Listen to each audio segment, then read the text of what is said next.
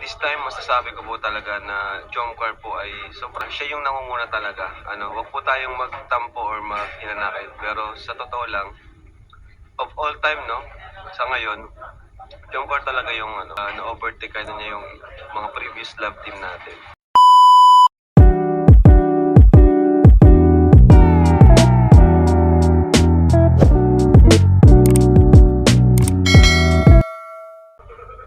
Naumay daw sila sa Jomcar, bahala kayo.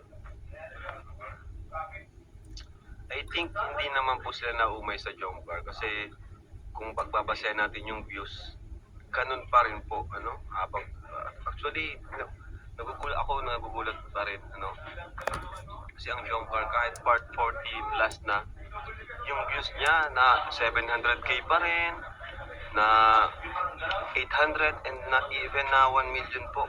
Bihira po yung ganyan, This time, masasabi ko po talaga na Jomcar po ay sobrang siya yung nangunguna talaga. Wag po tayong magtampo or maghinanakit. Pero sa totoo lang, of all time, no, sa ngayon, Jomcar talaga yung yung kumbaga na-overtake na niya yung mga previous love team natin. Yung previous love team, no? Like yung para sa akin, yung, di ba dati, yung may love team tayo noon, talagang grabe na yung napatunayan ng Jomcar. At ngayon naman, EDSI, humahabol din. Kumbaga, wag po tayong mag away-away. Jomcar at EDSI, halos same level siya. Nauna lang talaga yung Jomcar, nauna lang yung Jomcar. Yes po, consistent po ang Jomcar.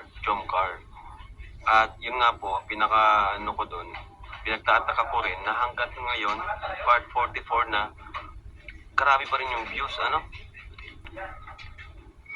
Ang Rochelle kasi, hindi ko alam kung ang Rochelle ba, ilang part lang, hanggang ilang part lang ako sa Rochelle. Hanggang 30 lang ata pang Rochelle. Tapos, di na ako nakapag-vlog sa kanila.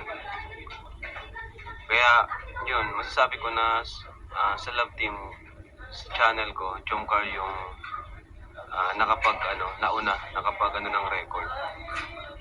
And yung EDSI naman ngayon is humahabol din. At halos nasa same level sila ngayon. Nagkataon lang na Jomcar yung nauna, no? At part 44 na sila ngayon eh.